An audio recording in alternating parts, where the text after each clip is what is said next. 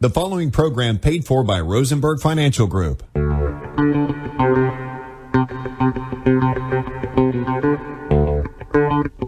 Providing live finance advice since 1993. It's time for Your Money with Steve Rosenberg, Sherri Goss, Randy Goss, and Becca Wilton. To participate in today's program, call 478-742-0940 with your financial questions and comments. And now, live from the Macon studios of News Talk 940 WMAC, it's Your Money.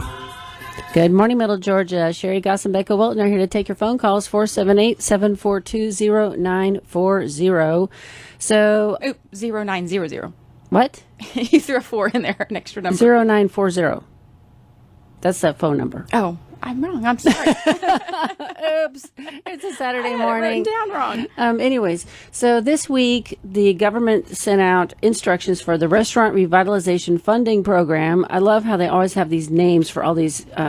If you really ever want to read a really good book about how the government can completely screw up the world, read Atlas Shrugged. If you're sitting home bored in a rainy day, you have nothing else to do, and you've never read Atlas Shrugged, download it on your iPad and start reading it, because it will basically mirror what we have going on in the world today, especially in America right now.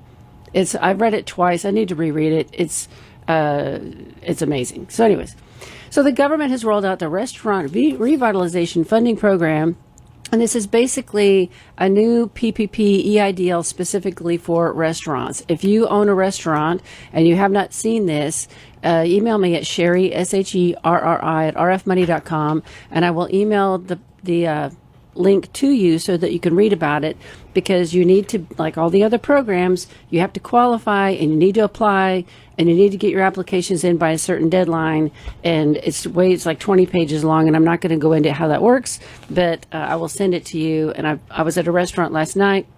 I took myself out to dinner all by myself, and I talked to the guy that was preparing my food, and he was the owner, and he had never heard of this, and he owns a restaurant. Wow. I don't understand how you're not part of some kind of association that would blast this to everybody and tell everybody what's going on. People keep missing the boat on these programs because they don't hear about them, or they don't understand how to qualify. In fact, I was talking to a guy that owns a shop downtown just last week, and he just applied for the PPP and the EIDL. Wow. Now. So you can still apply for it?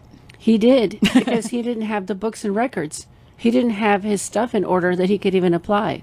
I don't understand how you have a business and you don't have books and records and tax returns and proof of income and payouts. I don't understand this. A lot of business owners are really good at what they do in the business they create, but they're not managers. They're not, into business per se. So right.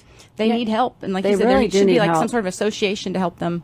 There really should be. I thought there was one. In fact, I'm sure there is. But anyways, so those that are on the ball already know about it and probably applying for it. Those that don't are missing out. So if you have a friend who owns a restaurant, this would be a good thing to pass on to them, just to make sure they know. Anyways, so Becca, your turn. Let's talk about financial plans. Yes, I have been having a great week. I've helped several clients with some financial plans, and just kind of wanted to go over some of the things that we talked about and just what a financial plan can do for you. I've been fortunate to help people that are in their late 50s, early 60s the last week or so. So these people are making these important decisions right now. They're trying to figure out when exactly to retire, when exactly to take Social Security. And so we can do, through the financial plan, we can plug in each age and see how that affects the outcome of the final plan for when they take Social Security. And, there's the plan actually shows you Social Security optimization, where you get the most money out of Social Security. So that may not always be your ultimate goal, is just to get as much money out of the government as you can, because if you wait until you're 70, then sometimes during that 62 or 65 right. to 70, you're going to have to spend your savings. Right. Whereas you could have had that money invested and growing, and it would have done better than just waiting to take a higher Social Security payout. And then there's always the chance that something could happen to you, and you may not live to 70 or 80 to right. make up all that difference. So with the biggest thing to me is don't make an emotional decision, because we had tons of people during the market downturn of 07, 08, 09. We had tons of people going on Social Security because they were afraid it was going away. Mm-hmm. And that's a really bad decision, because I really don't think the government is going to allow that to implode. Right. So taking it early just because you think it's going away, that's not a good reason. You got to look at the full picture of all of it. And one of the wives that I spoke with, she said that. She's like, yeah, I just feel like I need to get it before, it like is out, or I don't want to miss my turn. And I'm like, it's going to be okay. But like you said, doing a financial plan, and I'll sit there with the laptop in front of the client, and we can change things one by one, and then look and see how that changes the plan. And like you said, it helps them take out that emotional piece, because maybe they wanted to retire, or maybe they thought they needed to work a couple of years, and we say, look, you're going to be fine if you go ahead and quit and retire now, or you need to wait another year to take Social Security. They can have the proof and see the black and white how it's going to make a difference. So, and like you said, that the government, it'd be like, could you imagine? It'd be huge chaos if they said, we're just not going to do Social Security anymore. I don't even know how they could do that. You think things are bad now? It'd be pretty rough. Yeah. All of us would be out in the streets rioting. So when we're looking at the financial plans, I've helped a wide variety of people, from people that are younger, or people maybe that haven't been as fortunate to save as much for retirement. And so you can go at it two ways. Usually the best way is to say, what do you spend now in your regular pre-retirement days, and how does that look compared to retirement? So let's pick a figure of what we think, and are you going to have your house paid off or your car paid off? What expenses are you going to have, Medicare, that kind of thing? And you look at that figure that you need to sustain yourself through the end of the plan, as it's as I say, but from retirement until the end. And so we look at that figure, and then we figure out how to get there with any Social Security, pensions, any type of savings accounts. How is that best going to be allocated out to get you to the end of that plan and have plenty of money left, and maybe even possibly let your money grow over that period? In one instance, I had a client that she struggled, and we had to do it the opposite way. We had to look at, this is what you have, and in order to make it last, this is all that you can take out each month. And so what does that look like? Okay, now how can we create your lifestyle around this amount? And, unfortunately, it wasn't as much as she probably hoped for, but we were like, okay, well, then maybe, you can put $100 a month away and you can travel once a year, or maybe you'd, cut back on your cell phone bill, or different ways. But it's just such a good plan, or a good idea to get a plan early, so you know what you're looking at, and you can... Before you retire. Yes. Yes. And this is what I do too. I do the same thing with my clients. We look at the projection, we lay out the numbers, and we look at what can you live on, and what can you save, how much you have to take out. And consistently, a 4% distribution rate in retirement works. Yeah, having a plan is really important. If you want to talk to one of us, just call and make an appointment at 922-8100. Becca, me, Steve, any of us, and we'll sit down and we'll look at all the numbers and what you have going on, because it's kind of scary for a lot of people to just step off the cliff of retiring. Right, or they talk to their friends at work, and they either go by their experience, which is probably completely different than their own experience, or they, just take advice from whoever that will give them advice that they work with, and it may not be the best advice for you. Yes. Right, it could be totally wrong because of their mindset and their life. Or they could be in a totally different position, and they're terrified, whereas you probably have saved. If you're listening to this program, I'm betting you're a saver. Probably. I'm thinking so. And so you've probably saved enough money, and you're probably going to be fine, but you just want a second opinion, and it doesn't cost anything, and we're not going to try to sell you anything if you come in, period. Right. We just love to help people. And the other thing, like she said, if you're a saver and you have money, we can also look at different ways to use qualified charitable distributions, Roth conversions. We can look at all those things to see what would benefit you the most, and things that maybe you didn't realize were out there. We're there just to give you suggestions and try and help you ease the road into retirement. And if you want to bring money to us, we'll do that too. Absolutely. Yeah. We've got several options for that. So anyways, life insurance is the next thing that ties into this. This is really fascinating. So back in the day, before I came to Steve, I spent 10 years working for Aflac. Back in the day, before the duck was a big thing, back before anybody even knew what Aflac was, I was recruited into the company by somebody that was very successful, and they were a great trainer. And so I got my insurance license, insurance annuities and all that stuff. And I went to a training class. And I'm sitting in this training class with 100 other people, this big amphitheater, and the guy that's training us on life insurance says this thing that I still cannot believe. Here's the design to make sure you understand what I was doing. So with Aflac, you have a laptop, and you have an electronic signature thing. the clients electronically sign their signature. You don't have no paper. And this is 20 some years ago. I mean, this is a long Pretty time ago. innovative for 20 years ago. I mean, it's really actually like 30 years ago. Gosh, I don't know. It's a long time ago that I did this. So you basically are sitting there typing in the client's information, name, address, social security number, birth date, and then you talk about rates and insurance and how much they want. I did a lot of life insurance and a lot of disability insurance for companies because the company didn't have to pay for it. The employee paid for it. And if they left, they could keep the life insurance. So a lot of people want to sign up for that. So I'm in this training class for life insurance. We're going to be signing people up on laptops. And the guy says, when you get to the beneficiary, just type in estate. Just type in the word estate. Don't ask them for names because that'll take too long and you need to get to the next person because you want to sign up as many people as you want. That's great customer service. Way to put the client first. I mean, what? I'm like, are you kidding me? You just told a group of 100 people to just type estate in?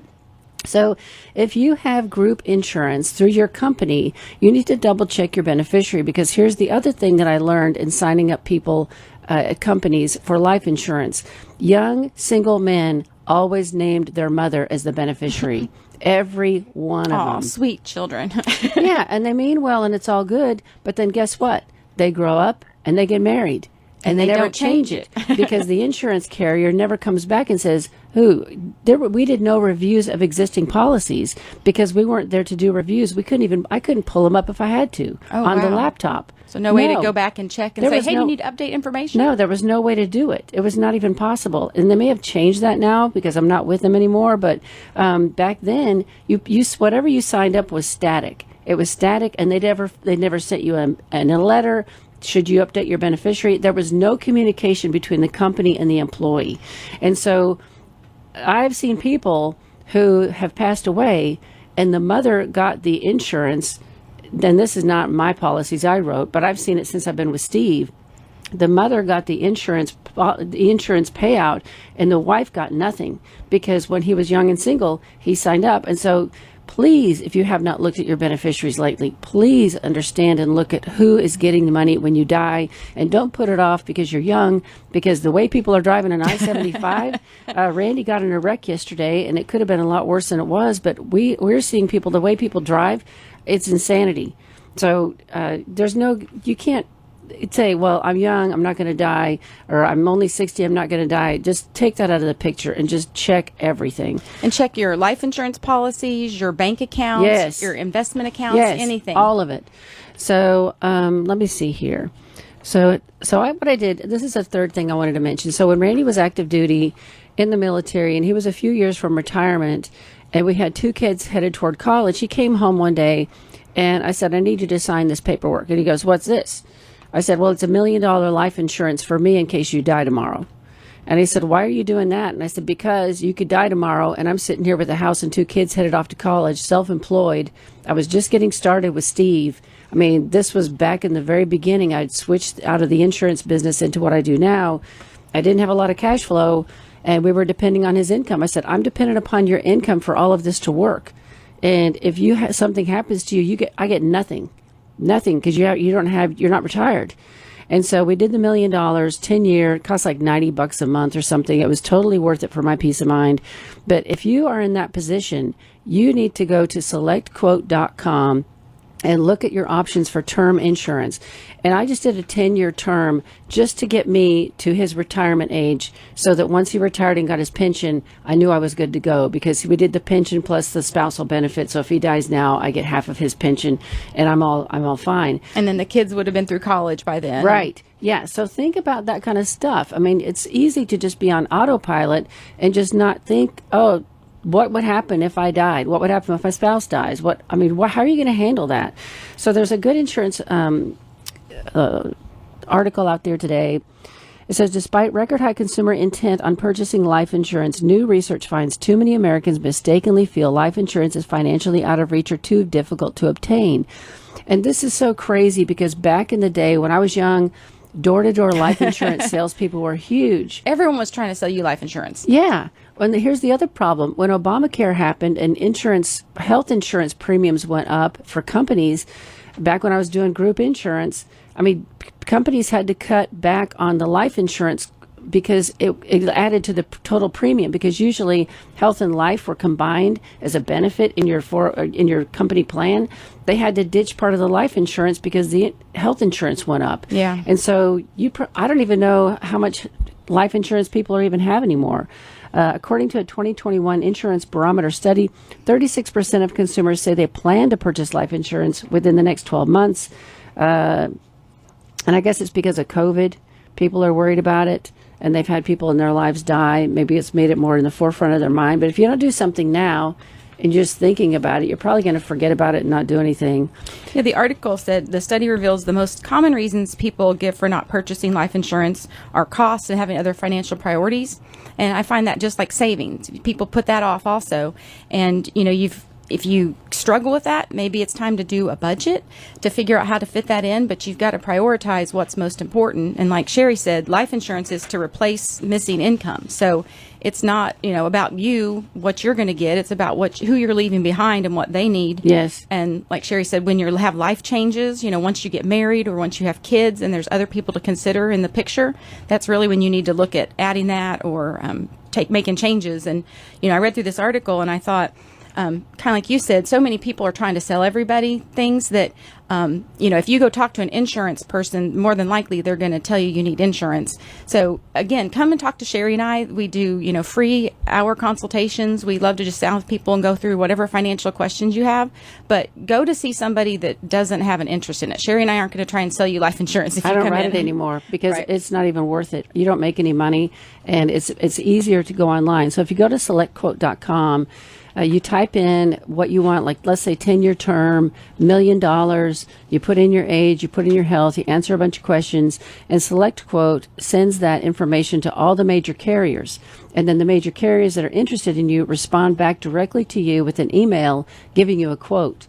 And then if you're interested, you fill out the application, and then if you need to, they organize a person to come out and do a blood draw and put you on a scale and that kind of stuff. But it's just not hard at all. So I don't understand.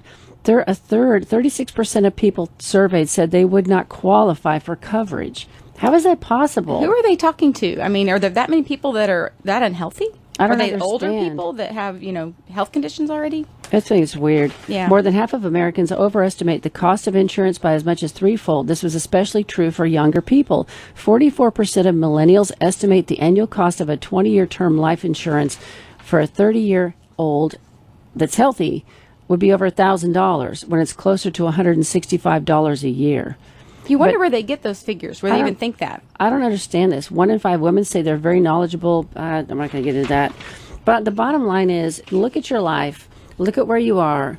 Look at the risk of just being around other people that could do something stupid, and protect your family and protect your estate. Protect all of this stuff because it doesn't cost that much. It's extremely easy to get. You especially want to protect the primary breadwinner because if Yes. something happened to them, what's that going to look like to your household? And the bottom line is down here at the very bottom of the article, it says nearly 4 in 10 insured consumers wish they had purchased their policies at a younger age because looking back, they probably realized the risk that they took of not having it. Well, and sometimes if you start the policy earlier, the premiums are going to be lower than if Right. you try and jump in at 50 or something. Yes. So yeah, Randy's premiums, the 10-year ran out last year, and his premiums went from $90 a month to it was some astronomical, like $1,000 $400 or $500. I think it was like $1,000 a month or something. It's We'll like pass. Yeah, we're not going to keep that. We're good to go now because he's retired and he has a pension, and we have other stuff going on, and the kids are out on their own, and so. But please consider that if that's something that you need to consider. And don't put estate on your beneficiaries. Right. Do not. And check your beneficiaries today. You have all day. You're stuck at home in a rainy day. This is a great day to look at this stuff. All right. Also, another insurance article we found was about burial insurance. And so I'm not sure if people are getting things in the mail or talking. Well, we being had a talked client about. email me last week that he's getting buried with ads of people trying to sell him burial insurance. And he said, You wonder how you get on that list. I don't know, but he said he's just getting covered up in it, and he's so sick and tired of it. It just keeping, and I can't remember if it's emails or phone calls. I can't remember that part. But he emailed me just really frustrated that he's getting all of this, and he goes, "Do you even think this is a good idea?"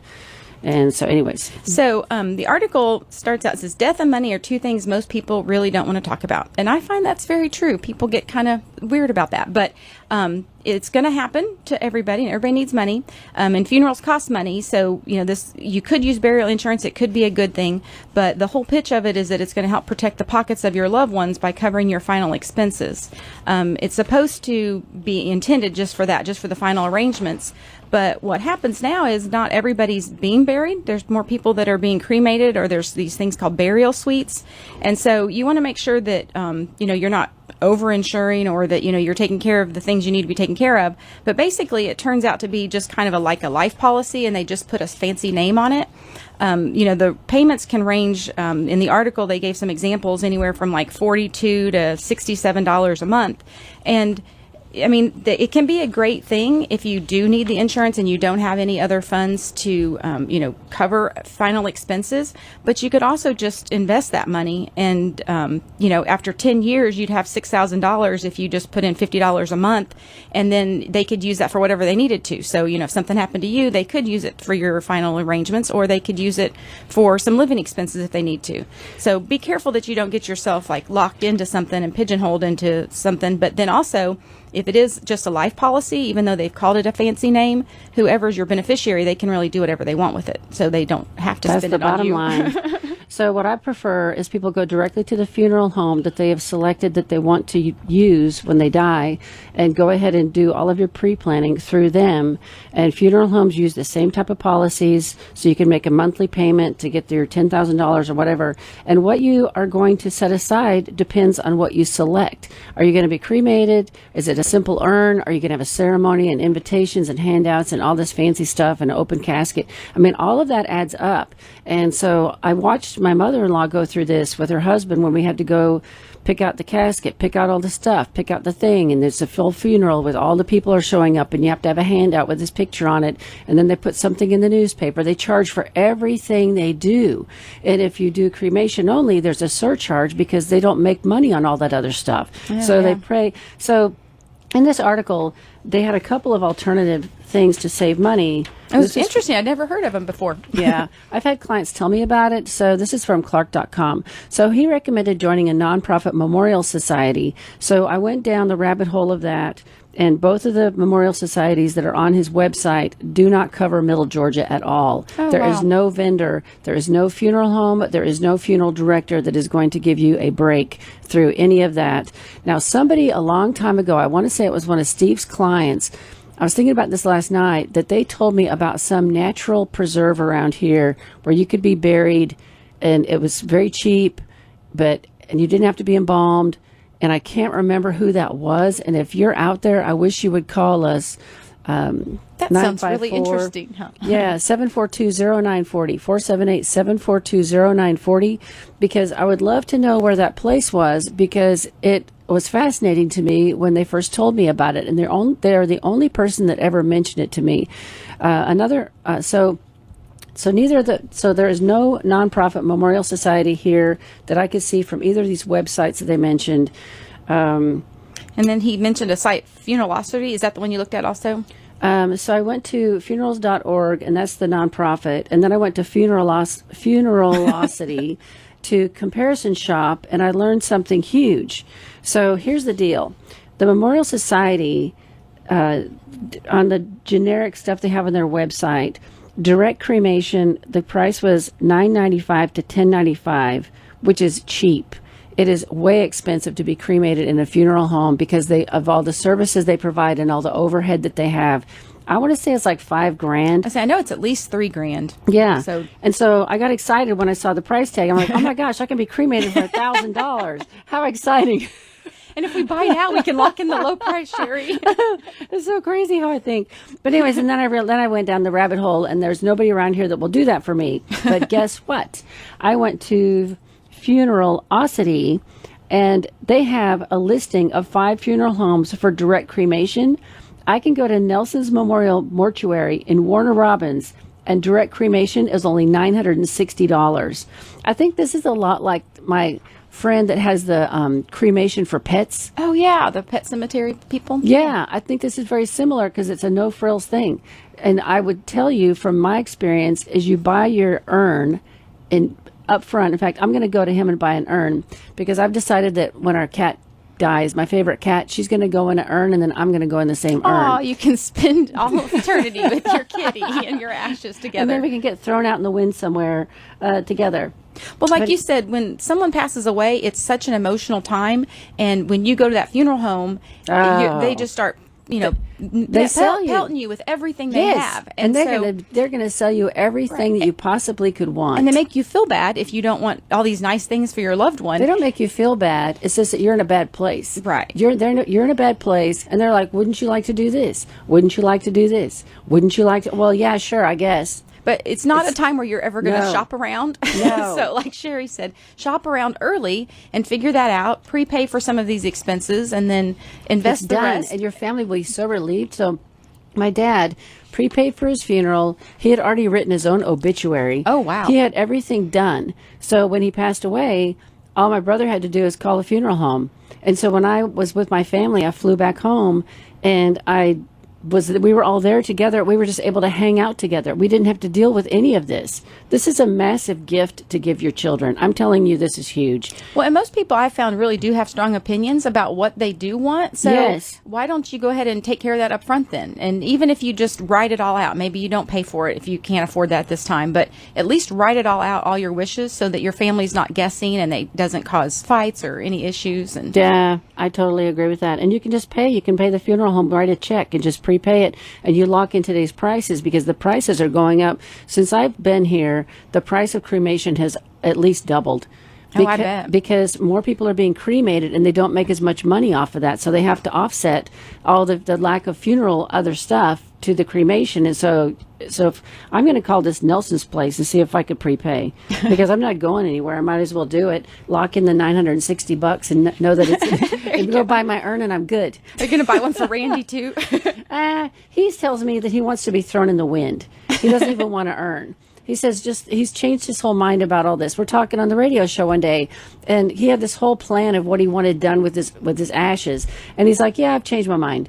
I'm like, "To what?" And he said, "I just want to be thrown in the wind." But he won't tell me where he wants to be thrown in the wind. Well, hopefully he writes it down and leaves it somewhere for you. Well, he won't decide. He won't tell me. And it's like, I'll drive down 247 and throw you in the wind, and you can have a great view of the base and all of your memories of driving down 247. You live on base forever. That would be horrible. I'm seriously going to call those people. I'll let you know how that goes. All right. Alrighty. I have a few family members that are teachers in Houston County, and one of them's looking at retiring, and we started looking through her benefits of what her teacher's retirement salary would be. And then the person that was counseling her said, "Oh, and be sure you tell Social Security, the Social Security office, whatever it is that your teacher's pension is." And she's like, "Well, why do I need to do that?" So we kind of went down, did some research for her, and your actual TRS, your Teacher's Retirement Service retirement benefit, is not reduced or affected in any way by a benefit you're eligible to receive from Social Security. But the whole key is if your employer doesn't withhold Social Security taxes from your pay, then you're not necessarily going to get your full benefit. So your benefits could be reduced based on the pension you receive from the TRS. And so Sherri and I have talked extensively about getting your Social Security statements and seeing, what your payout's going to be. But you also need to know that your income is recorded to the Social Security office, and that's on that page with each year of income. But that doesn't mean that taxes or the Social Security has been paid in on all of those earnings every year. Social Security has no idea until you start getting your pension. You would think that the two companies, you would think they would communicate, talk, but they don't. And so your statement, if you're a fireman in Bibb County and they don't pay into Social Security and you're working all these side jobs, it's possible that you will get none of the benefits of Social Security because of the offset. It's called government. There's two things: government pension offset and windfall elimination. So you want to be sure, like Sherri said, if you do have a side job and maybe you don't really want to, claim all the taxes on it, but it might be a way to help bump up your Social Security down the road if you do claim it on your taxes. But you want to look at your W-2 or your pay stub and see if there's, your employer's paying the Social Security taxes. Hopefully, up front when you got hired, they told you, and so you knew, which way it was going to be. But it could be a big surprise to people when they get ready to retire and they think they're getting that Social Security amount, and it's going to be cut into. Oh, we got a call. Yay! Good morning. You're on with Becca and Sherri. Good morning. Good morning. Drive down 247 and throw the ashes around. Was that a good idea or not? Hey, it's up to you. Right? Yeah. He won't be around to tell me what to do. The MPs might come wait get till us. you hear what I'm going to do. Oh, tell me. My wife and I have done canning forever. Oh, gosh. Married lives. I've got a half-gallon wide-mouth mason jar. That's a big mason jar. It takes more than a quart. You've done your research, huh? Yes. Wow. So about a half gallon for an average sized person? Yes. So you're going in a jar. Yes. And then what? My wife's coffin. Oh, okay. So she doesn't want to be cremated. No. But she can just wrap her arms around you in your mason jar and just keep you with her forever. She has taken care of me for 47 years. Oh. So she figures she needs to keep doing that. And That's very sweet. She can keep... I'm sorry. Oh. She can keep me for eternity. There you go. That's beautiful. We're all in this together, and you're going to be together forever. I believe that. Anyway, what I was going to say was I have gotten the prepaid. Oh, you did? Yes. And what happens is they issue an annuity. They go to an insurance company, I guess, and get an annuity. Right. That cover the inflation cost and all that kind of business. You were talking about the cremation going Right. from $1,000 to $2,000 and so on and so forth. It's supposedly, and I understand they've got a very good record on that of, keeping the expenses within the budget and all that. When you go to the funeral home to do this, they'll set it up any way you want. All you got to do is ask. That's good. They're very, at least the guy I dealt with, he was more than willing to help do anything.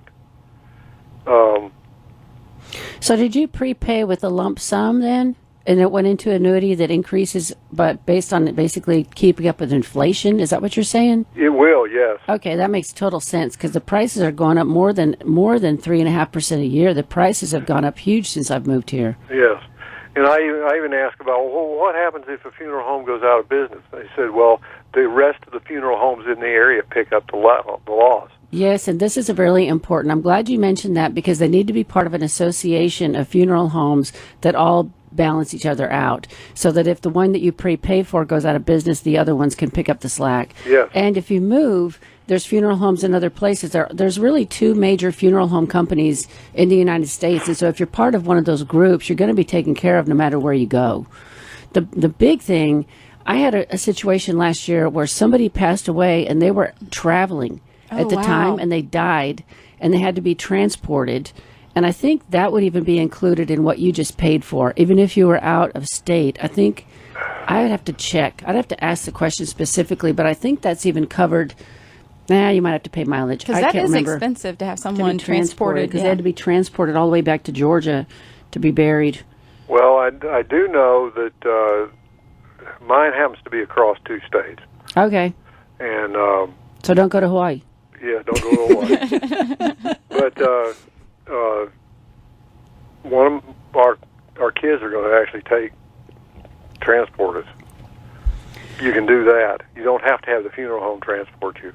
I wondered about that. I was thinking about this last night. I'm kind of a morbid person that sits around ruminating about these things. Yes. And I wondered if you could, because I know that in our family, my stepmother transported a neighbor who died. And I wondered how that was legal now, or if it was possible, or if you had to call an ambulance or something. Were they cremated, or? That person was buried, but she carried him to the funeral home in the back of her car. Oh, my goodness. Yes. That's odd. That would right? But it was we're in the country. I mean, you're on a farm in the country, and it's like you do what you do. And yeah. So. And so your kids are willing to do that for you? Yes, and another one of our children is going to build a coffin. Oh, What? wow. Seriously? Yes. So are you going to use it as a coffee table now? That'd be a good conversation piece. You might get worried if they start working on that coffee too soon. They're like, "What are you doing? Why are you starting on that now?" Please, I hope Randy's not listening. He's in his woodworking shop right now, building tables. He'll start building God. coffins, and he'll build you a little urn, a wooden urn. Basically, all you have to do is ask. Yeah. The funeral director that I was talking with, he got to my wife and he said, "Well, we'll get a beautician in to fix her hair." Skip that. And I said, "There's nobody going to look at me when I'm dead." No, she's never been to a beautician in her life. Aw. We can put our own food and that kind of thing. We don't go to beauticians. And so he said, "No problem," and scratched it out.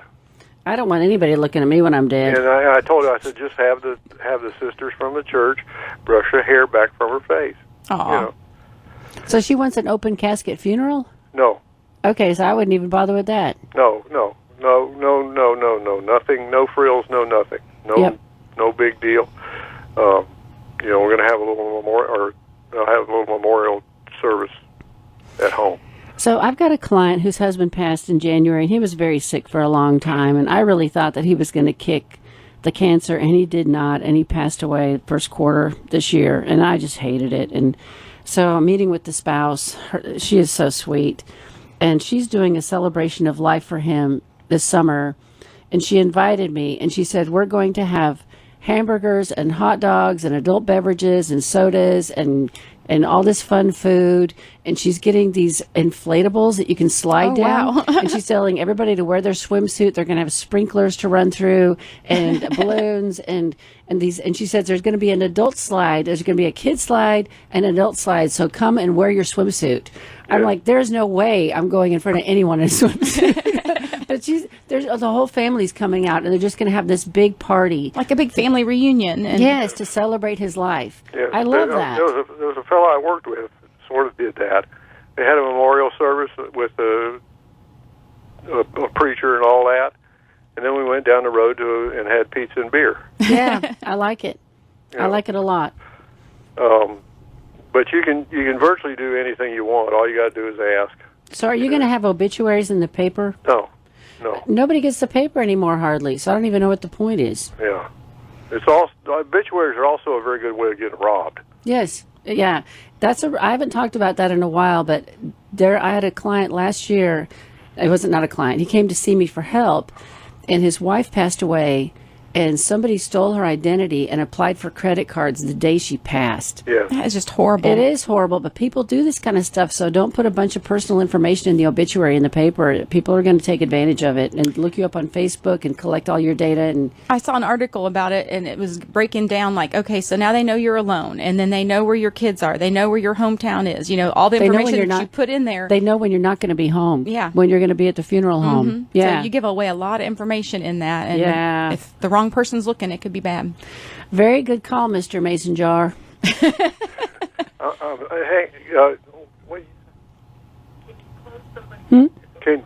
Can you? My wife is asking, can you close someone's credit before yes. they die? Yes. So you can shut down their credit reports completely. Okay. Absolutely. And like an older person, let's say that your mom or dad has dementia, and you're concerned of somebody stealing their credit, you can shut down their credit, period. Okay. Absolutely. Okay. Especially if you have power of attorney. Yeah. I need to make a note about that for next week. Because you can freeze their credit report, and that way there would be call or whatever, but no one could take any credit out without verifying all their information. And I'll do the freeze your credit, how to do that next week for sure. That's excellent. But that's a good point. Yay, great call. Thank you so much. Well, one more thing. Yeah. There is one thing that is required, and I can understand this, is you're going to have to buy a vault. Oh, the urn vault? I'm not. A vault for the coffin? Unless you're cremated. Yeah. Unless you're cremated. But you do have to have a vault, and I can understand that. I just don't like it. But that's state law, I guess, in a lot of states. Right. Georgia happens to be, and Alabama it happens to be. And that's just something you're going to have to take. You can't help it. But they do make them out of polypropylene now. So are they cheaper then? No, I don't know. I didn't ask. But different substances. Okay. Yeah. Maybe it's more earth friendly. It's supposed to last 100 years. I know. It's like the whole point is that it doesn't disintegrate, right? That it's sealing, and so you stay preserved or whatever. Wow. Yes.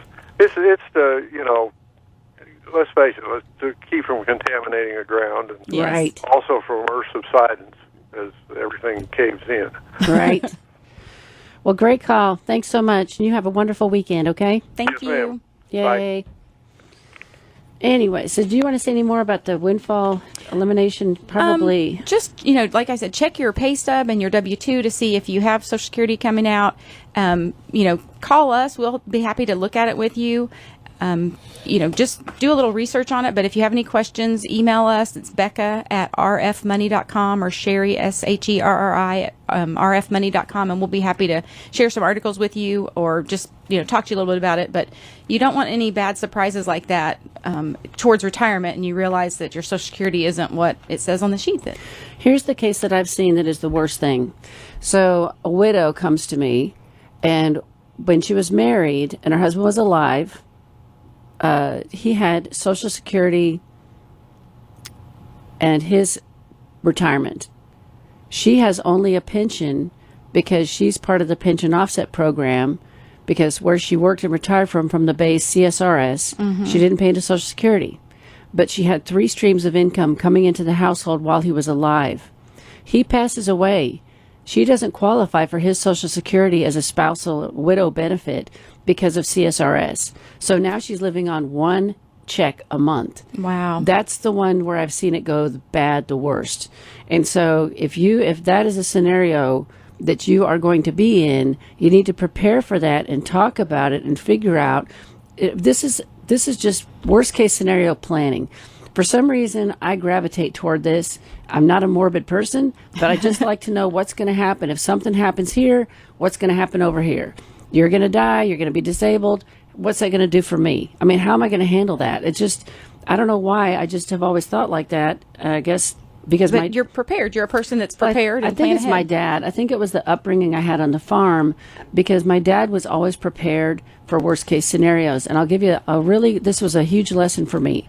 So, growing up on a farm, my dad and his brother, my uncle, had 800 acres, wheat and pea farmers in northern Idaho. And one day we were in the house, this big storm was coming, and the wheat was ready to be harvested literally that week. It was time. My dad was an expert farmer. He was phenomenal. And so we're all in the house, and we're seeing this storm rolling in. And we stand in the living room in front of this giant plate glass window. We're looking out at the fields, and the hailstorm starts. Oh, goodness. Hail, like unbelievable hail. Huge, whatever they're called. Ice balls. Yeah, huge, and piles of them, like just hurtling down out of the sky, pounding all the wheat into the ground. Oh, my It only goodness. lasted 15 minutes, and the entire fields were completely destroyed. And I was like, gosh, I don't know, 3rd grade or something. I was really young when this happened. And so my sister and I were still living at home. So my dad says, let's get in the car, let's go for a drive and see how everybody was affected, because we were related to a lot of the farmers. All the farmers in the area where I grew up were all from Scandinavian descent. Their parents had come to America and been sponsored and bought land and worked together to create these farms. And so it had been a lot of hard work going into this thing. So we drive around for about an hour and look at all the local farmers, and everyone's farm was destroyed, everybody's crops. And my dad said, and I'll never forget this, he said, here's the bad problem. I am the only person that has crop insurance. Wow. We're going to be fine, but they have just lost everything for a year. Every dime they spent to grow that crop is gone. And that really stuck with me for life. And so I've always been risk averse when it comes to life. I've always looked at what if this happens, what could go wrong, and tried to prepare myself for that. And I think it was from that lesson. It just really, I got it. I mean, it was a visual, important thing, and you just...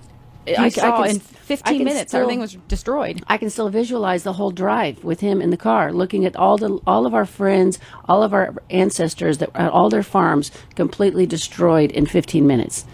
and no money. And so it's a lot. I don't know. So just prepare for the worst. Hope for the best. Prepare for the worst. How about that?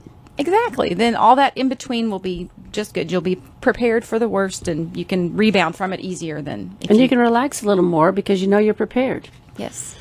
All righty. I'd mentioned a few weeks ago that the Dogwood Festival had been postponed or canceled, and it's supposed to be this weekend. It's today from 10 to 6 and Sunday from 12 to 5, which is down in Perry, Georgia. So I'm not sure if it'll be a little bit abbreviated since it's been raining, but hopefully they can still get some of the vendors out there, and maybe you can get a funnel cake or a corn dog or something, or see some of the arts and crafts. But downtown Perry, 10 to 6 today and 12 to 5 tomorrow. So you were going to talk about this article, right? Next. I really didn't feel it too much. Didn't feel it. No. Okay. So I was gonna. So everybody that's come to see me in the last month is worried about inflation, and I had a client email me this week, and he has a business, and he said that he's having to raise his prices 15% because everything that he does is going up, and it's only the beginning. So he's talking about fuel, accounting fees, wages, materials, anything with plastic or copper, trash pickup, everything that he utilizes, all the bills that he pays are going up. And so this is happening everywhere, and just only the beginning. And there was a good article. We subscribe to a technical. Oh, we've got a call. We've got a phone call. Good morning. You're on with Becca and Sherri. Good morning. The very best to you all this morning. Good morning. Good morning. I know you all were talking about the funeral, and I've already got all of mine arranged. Oh, good. But so I went ahead and did the same thing, and it's just like the other young fella said earlier, that you've got that annuity. It's an insurance kind of a policy, and then it can go anywhere, you know. But I wanted to, go ahead and do mine. And, of course, my mom was smart enough when my sister got killed in a car accident to go ahead and buy all the plots out there that we would need for all 5 of us, and then Grandpa, too. So we bought 6 or 5 extra plots when this happened, because we were blindsided. And so that's what stuck with me, Sherri, all this time, was being prepared, ahead of time. And then you can make more rational decisions about it. Absolutely. So, anyway, I wanted to find out how much it would be for me to be buried out there, because I already have the plot. Well, it was going to be about $3,500 just for the headstone. Wow, yeah, those are expensive. Yes. And then it's $600 if I'm going to be cremated for opening and closing. But on Saturday and Sunday, it's $800. But if it's on Memorial Day, it's $900. Wow. So buried during the week, like a Monday to Friday, right? Right. Okay. Yes. So the other thing was I wanted to find out how much that plot was worth now. Because back then, I think we paid about $800 for them. And now, I just went out there just a week ago. I put some flowers out there, and it's $3,900 for a plot out there. Holy cow. Talk about inflation. So talk about, having a casket and a funeral and all of that, and the opening and the closing, and then a headstone. It's well over $10,000, and it can be as high as, much more than that. So anyway, we decided to go ahead and be cremated. That's what we're going to do. So instead of me buying that headstone, my nephew said that he wanted my ashes. I said, well, great. I just saved $3,500. I don't have to be buried out there, So you can keep my ashes, So are you going to sell the plot? Yes, that's what I'm going to do. The guy told me I could sell it for $3,500 and it would go quick. Wow. So, well, there might be like a neighbor out in the cemetery, like they had more space. Family, and they need extra space. Yeah. Because they all get bought up, and it's hard to find spaces. And my family did that; they pre-bought all their spots, and so it was like each person was picked out, and we had 5 plots ready to go. So I thought, is your dad at the Veterans Memorial Cemetery? No, he's out there at Glen Haven, and they do the ceremony for him, out there. Okay. The military service. Do that. Yeah, but yeah, I know which one you're talking about, Sherri. I think that's free. Yeah, a friend of mine from the church had her husband buried out there, and boy, was that a big funeral. I'll tell you, it was really something, and very nice grounds out there. Yeah, Randy used to want that. Randy wanted the full 9. That's what he used to want, and he's totally turned an opposite direction now. He doesn't want any of it. Yeah, he doesn't want any of it. Well, I'm glad my dad had it, because I feel like anybody that's been in the service, they ought to have that, and that's just my opinion. I think it's to honor them and their service to their country. So it's very important to me. We're big military people. My dad was in the Air Force. My uncle's in the Navy and Marines, and we just love the military. But anyway, I just wanted to pass that along. So you need to start buying this stuff now, because in 10 years from now, it's going to only go up. Right. So, but I like what you said about that cremation, Sherry. That was only, like $1,000, Right. And I think you can go right there to Sardis Church Funeral Cemetery, and it's right off. I think it's Sardis Church. No, it's something else.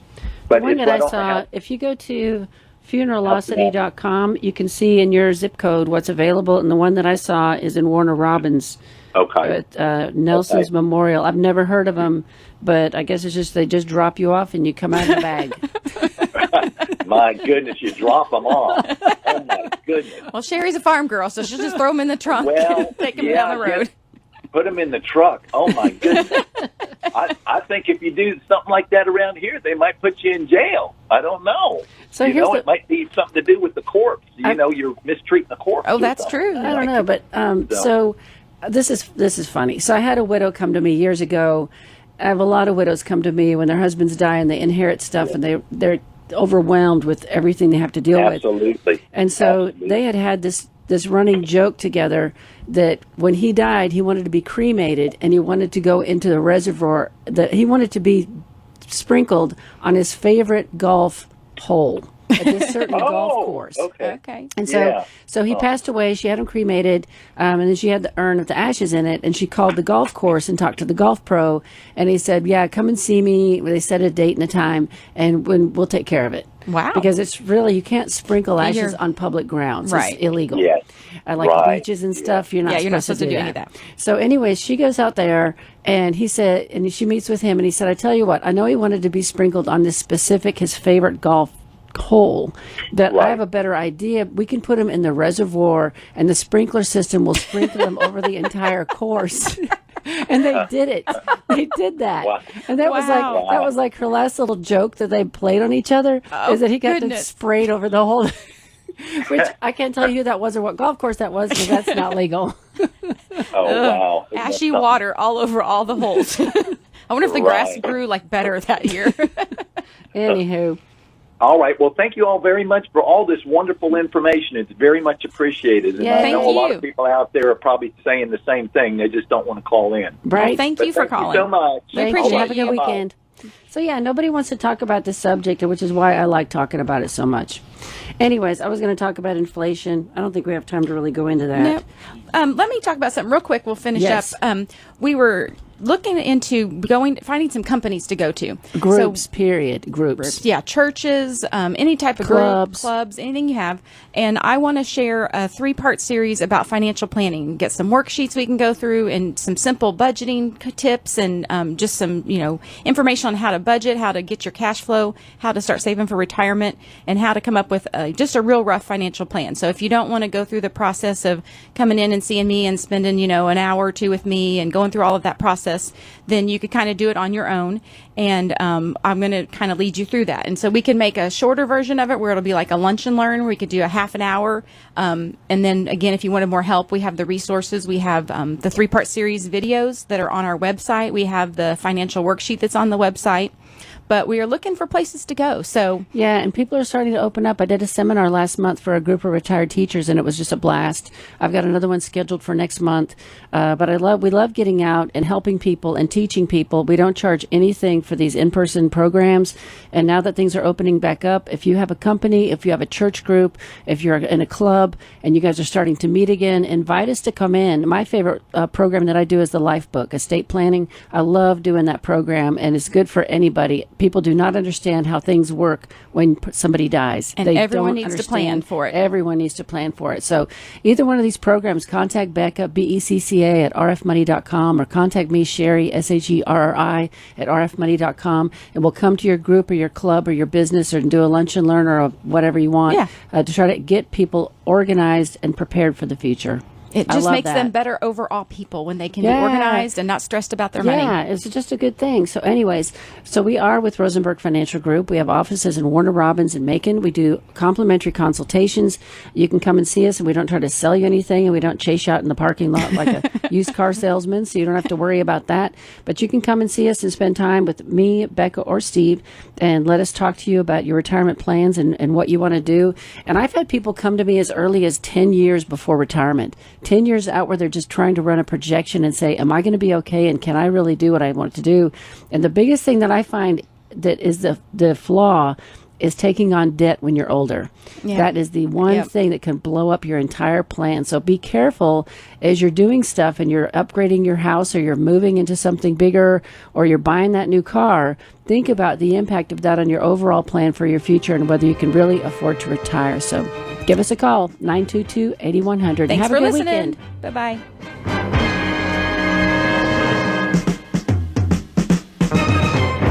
The views expressed on this show should not be construed directly or indirectly as an offer to buy or sell any securities or services mentioned herein. Investing is subject to risk, including loss of principal invested. Past performance is not a guarantee of future results. No strategy can assure a profit nor protect against loss. Please note that individual situations can vary. Therefore, the information should only be relied upon when coordinated with individual professional advice. Securities are offered through Royal Alliance Associates Incorporated, member FINRA and SIPC. Advisory services are offered through Rosenberg Financial Group, a registered investor advisor not affiliated with Royal Alliance Associates Incorporated. Offices are located at 2517 Moody Road, Warner Robins, and 4875 Riverside Drive, Suite 201 in Macon. Phone numbers are 922-8100 and 741-4457.